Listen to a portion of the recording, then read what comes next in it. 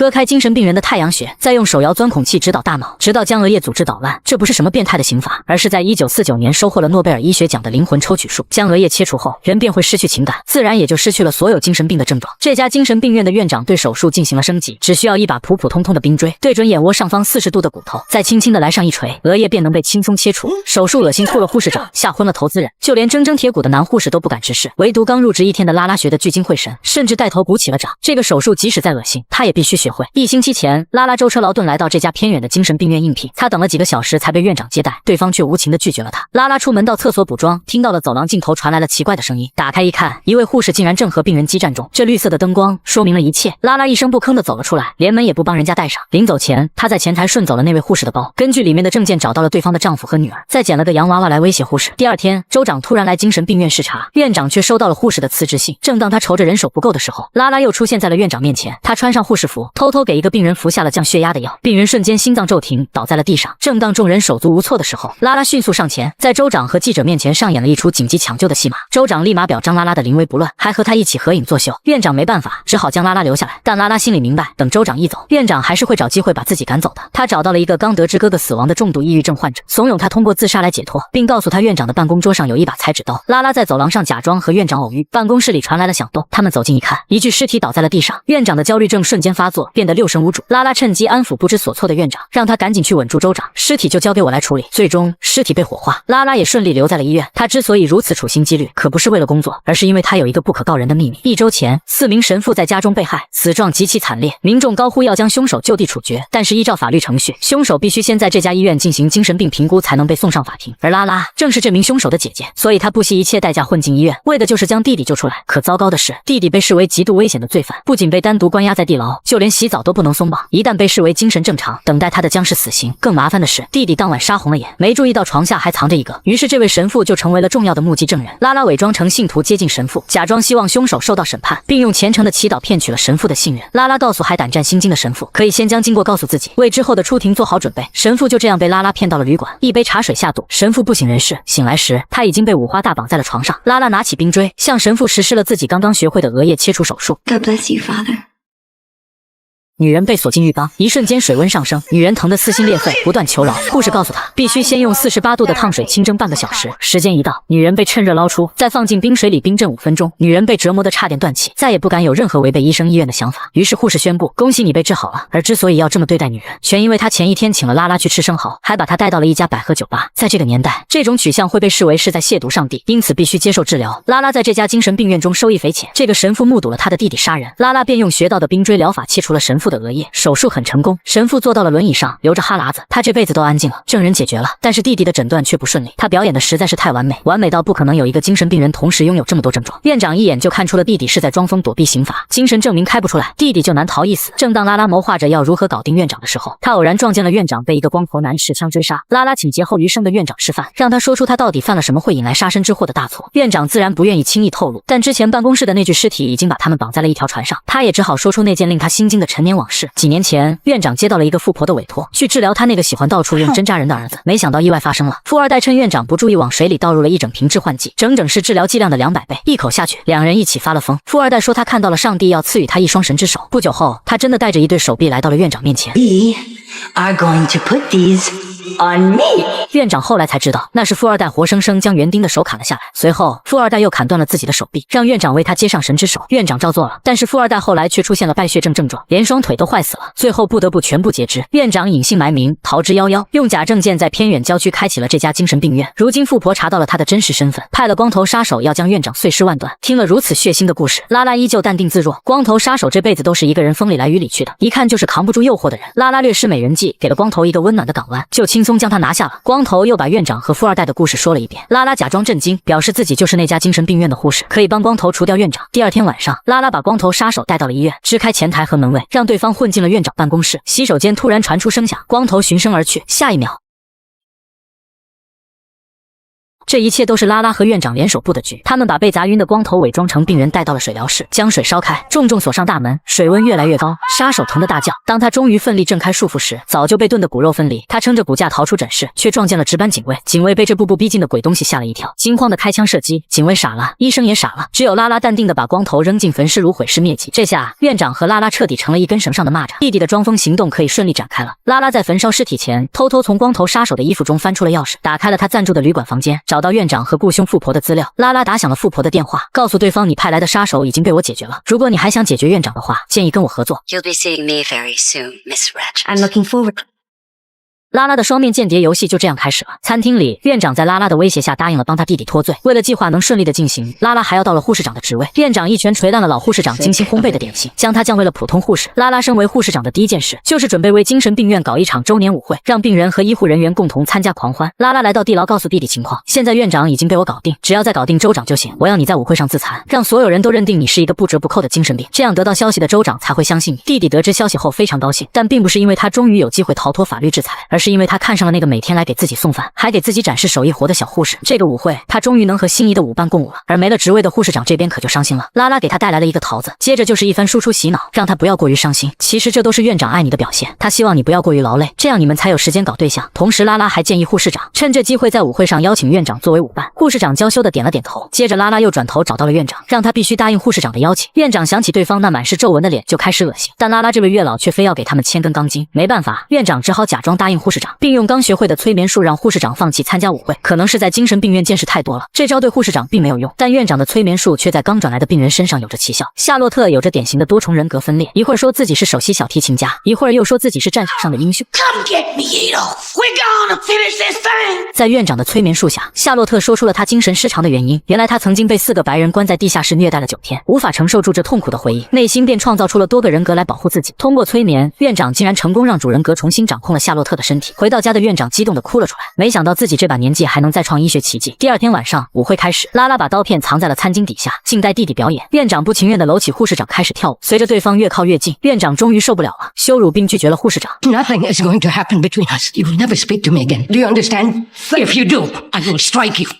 I will strike you in the face. 被拒绝的护士长感到又丢脸又气愤，哭着跑进了房间。拉拉立马跟上去安慰他，表示院长只是个嗑药的瘾君子，配不上这么优秀的你，忘了这个不给你留情面的男人吧。拉拉其实知道院长有很严重的焦虑症，只要强迫他去做不愿意做的事，他就一定会爆发。这下好了，院长成功把护士长推到了对立面，拉拉很快就能进行收割了。回到舞会大厅，弟弟和小护士翩翩起舞，拉拉示意他可以行动了。弟弟走到桌前掏出刀片，谁料他竟然没像计划一样对自己动手，而是冲上前割开了警卫的喉咙。小护士也趁机拿走了警卫的枪。原来昨天两人商量好一起逃走，所以弟弟才没有按照香蕉姐的计划进行。这时州长的秘书想要劝说小护士，但他却直接开枪打倒了秘书，瞬间所有人都陷入混乱。两人也趁机开着外面的汽车逃出了精神病院，而这一切却让香蕉姐有些猝不及防。本来计划好的一切，结果现在全部功亏一篑了。而逃走的两人根本毫无计划，两人来到一个废弃的谷仓，疯狂了一晚后，两人都饿得不行。这时他们发现谷仓有一只公鸡，小护士提出让弟弟去杀了公鸡，这样他们便可以吃上鸡肉了。此刻弟弟却犹豫了，杀人不眨眼的他居然不忍心杀一只鸡。 That chicken never had a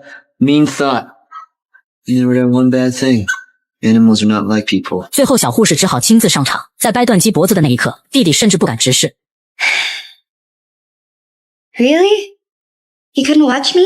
与此同时，香蕉姐这边因为州长秘书中枪，香蕉姐一直在旁照顾，两人的关系也更进一步。出院后，秘书邀请她一起去看木偶戏，香蕉姐听见是木偶戏，却表现得非常排斥，但她却不知道该如何拒绝秘书的邀请，也只好陪同她一起来到剧场。台上拉开帷幕，木偶戏也正式开始。故事讲的是一对孤儿姐弟被送到寄养家庭，然后被虐待的故事，而这也让香蕉姐陷入了回忆。香蕉姐从小便是一个孤儿，养父母总是不分青红皂白的殴打她。这天又一个小男孩被送到这个寄养家庭，两个小孩也只能在这个地狱中抱团取暖，他们也把对方当成唯一的家人。终于在这天，一个社工发现了他们的遭遇，他非常同情这两个孩子，于是他伪造了证件，让他们在法律上成为了亲姐弟，这样他们就能一直在一起了。并且社工还为他们找到了一个非常富裕的寄养家庭。当来到寄养家庭时，养父母对他们非常好，几乎是把所有最好的都给他们。直到这天，养父母把他们带到地下室，这里有一个超大的木偶剧场，但奇怪的是舞台上却并没有木偶。后面他们才意识到，他们其实就是要上台表演的人。原来新寄养家庭的这对夫妻是一对十足的变态，他们报纸上刊登了一个名为《花季儿童》的节目，并邀请全国各地的变态来看一场乱伦大戏。姐弟俩被养父母强行逼着在众人面前发生关系，也是因为这变态的经历，让姐弟俩有了逃跑的想法。但弟弟却不想就这么跑掉，他想让养父母付出代价。于是这天晚上，弟弟偷偷潜入养父母的房间，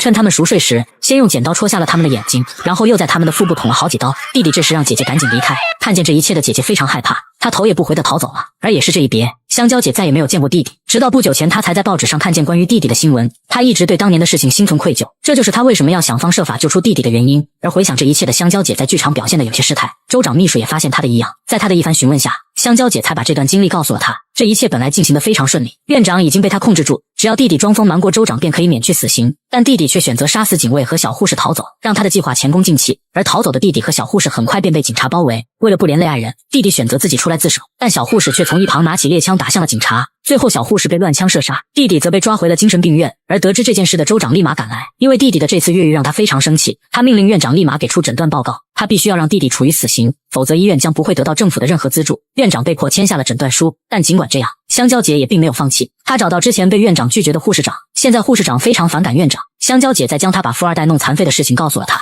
于是两人达成一致，向上级举报了院长，院长也因此被撤职，而护士长暂代院长一职。院长在离开时还不忘带走他最成功的病人夏洛特，他将精神分裂刚刚稳定的夏洛特带到了一个偏远的旅店，就在他准备安抚夏洛特入睡时，门外突然传来警察查房的声音，慌乱之下，院长将夏洛特塞进了一旁的衣柜中，但他忘了夏洛特之所以精神分裂，就是被人关进了黑暗的地下室。等他打发走警察后，把夏洛特从衣柜中放出来时，夏洛特的其他人格又被激发出来，他把院长当成虐待他的那群人，狂暴的性格直接将其放倒，然后用旁边的匕首杀死了院长。等夏洛特情绪稳定过后，他回到了本体人格，刚刚发生的事情他已全然忘记，看着满身鲜血和院长的尸体，他有些手足无措。这时他只能打电话向香蕉姐求助，接到电话的香蕉姐立马赶往了旅店。夏洛特告诉他自己被关进衣柜后就什么都不记得了，他顿时明白发生了什么。他告诉夏洛特不要害怕，自己会处理好一切，并给了他一些钱让他去往墨西哥，自己则来到一家五金店买了一把钢锯，他割下了院长的脑袋。随后他又将这份礼物送到了富婆的面前，看见院长的人头，富婆非常激动，并痛快地支付了100万美金。富婆迫不及待地又将这份礼物送给了残疾的儿子，但看见这份礼物的富二代却并不开心，并说自己变成这样都是因为母亲，他甚至爱他的猴子胜过爱自己。当富婆趴在儿子的身上向他道歉时，他们家的园丁突然从背后出现，用钢叉杀死了富婆。原来这一切都是富二代和园丁的阴谋，就是为了继承富婆的财产，但园丁不知道的是他也被富二代利用了。事后富二代将所有罪责都推在园丁的身上。几天后，律师来到家里宣读遗嘱，富婆决定将她的一半财产捐给一家博物馆，而剩下的则全部用来照料她最心爱的宠物猴子。当然遗嘱中也有儿子的部分，那就是他死后一定要将他的儿子送进精神病院度过余生。富二代万万没想到，自己最后还是比不上一只宠物猴子。而另一边，香蕉姐回到旅店后，竟发现小时候帮助他们的社工出现在这里。他告诉香蕉姐，弟弟在当初杀死养父母后，政府其实判定弟弟属于正当防卫的，他是后来才被送到少管所。而弟弟之所以杀害那4名神父，是因为他的亲生母亲是一位修女，他因为长期遭受神父的欺辱，从而染上毒品，最后死于吸毒过量。他杀死的那4名神父，有3个都是无辜的。而社工这次来的原因就是让香蕉姐不要再想办法救他了，弟弟就是一个彻头彻尾的杀人魔，已经不可能被拯救了，让他接受死刑或许是最好的结果。但香蕉姐还是有点不忍心，她凭借州长秘书的关系找到州长，想让他给弟弟留条活路。但现在州长处于选票的关键时候，他必须要用弟弟的死来稳住群众的心，所以弟弟的处决是势在必行。无奈香蕉姐只好接受这个事实。护士长告诉了他现在执行死刑的全过程，作为人道主义，现在都选择注射死刑，随着药剂被打入体内，犯人的心脏将会在几分钟后停止心跳，他不会有任何痛苦，平静的死去。听了护士长的话，香蕉姐也总算放下了心中的执念，或许这对弟弟来说才是最好的归宿。但在行刑的前几天，州长为了迎合选民们严惩杀人犯的意愿，将注射死刑全部改成了残酷的电影，甚至他们还通过广播将整个行刑进行直播。而听到这个消息的香蕉姐非常伤心，她不想让弟弟那么痛苦的死去，她向护士长寻求帮助，希望他下次再让弟弟放风时，让护士给他注射麻醉剂，然后由他亲自为弟弟注射安乐死的毒药，让弟弟能够安详的死去。就在实行计划的前一天，香蕉姐推着丰盛的晚餐来探望弟弟，两人聊了许多。她开始埋怨弟弟为什么不按照自己的计划去做，而这一切都被他毁了。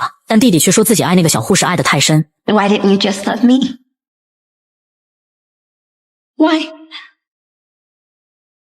I sacrificed my life for you. Well, I sacrificed my life for you, and you abandoned me. You just ran away. And you told me to.